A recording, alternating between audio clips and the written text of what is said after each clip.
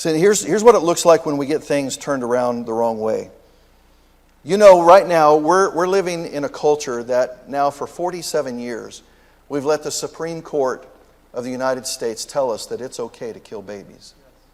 47 years. I almost don't know a day when this nation did not make a pathway for the murdering of babies. My children don't know a day. I pray my grandchildren will know of a day when it's no longer permittable. It's no longer even thinkable. But listen, that will not happen if God's church sits in her quiet little corners where the culture likes her to be. We have to. We must not live any longer in the fear of what will happen if we stand up against the tyranny of Planned Parenthood. The tyranny of those who love their selfishness. 47 years, the law has taught the American people that murdering of children in the womb is acceptable. Church, it is not acceptable to the high standard of righteousness. For 10 years now, especially the last 7 to 8 years, but for a decade now, this nation, the Supreme Court of this nation, has been telling the world, been telling this nation that same-sex marriages, they're 10 years ahead of the Pope. And if I'm telling you reject the Pope, I would tell you reject the advice and the opinion of the Supreme Court. Same-sex marriages do not please God ever.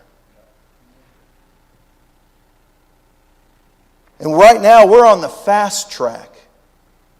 We're not on the slow, gradual shift. We're now on the free fall of gender confusion. The very thing that God says from the very beginning, when God says He created them male and female. We now live in a day of great confusion. And quite frankly, where is the church in this fight? Where is the church expecting and telling our elected officials, no longer should you give in to wickedness. No longer shall you be a reproach, a shame, and make light of the Almighty God. No longer will we put up with this. The church has been silent, and the sound of war, as I've been telling you now for the last 2 Sunday nights, the sound of war is hardly heard among us. And I encouraged you last week to be thinking about fighter songs, songs of the faith, where we sing when we gather. And when we sing with gusto, and I'm not talking about mustered up emotion, frenzied by some kind of a silly romantic emotional feeling. I'm talking about the kind of gusto that comes, that is rooted because we're in truth. I mean, what would really happen if on the next Lord's Day the church sang with gusto? You know what I mean by gusto?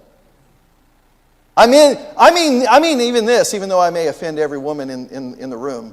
I even mean this, where you can't even hear the women singing because the men are singing with gusto. We don't sing like that because we don't believe like that anymore.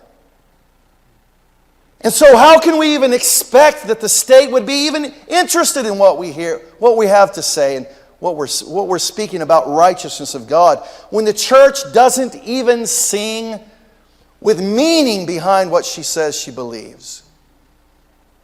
I mean, can you imagine the kind of impact it would have on every child in this church when next Lord's Day comes and the people sing from conviction of the truth that God has established in her? Can you imagine what the children would think of this church? Something has happened to them. Listen to them sing. I mean, can you imagine what would happen to every wife in this church if she heard her husband sing with gusto? I'm not talking about singing on key. I'm talking about singing with gusto. I'm talking about singing with masculine voice. Well, what would happen in a day like this? What would the other men think of the other men in the congregation? I mean, can you hear them singing with gusto again? Well, because they believe what they believe, and they believe it to be truth because it is truth. Not because someone welled up some kind of an emotion inside of them, and it really more feminized them than it put the fight of God in them. Listen, whenever I'm calling a church to war, I'm not talking about picking up axes and swords and guns. I'm talking about a people who believe and live inside of righteousness. Well, the world may still ignore you, but at least you're not listening to the world anymore. May God save the state. May God save the nation.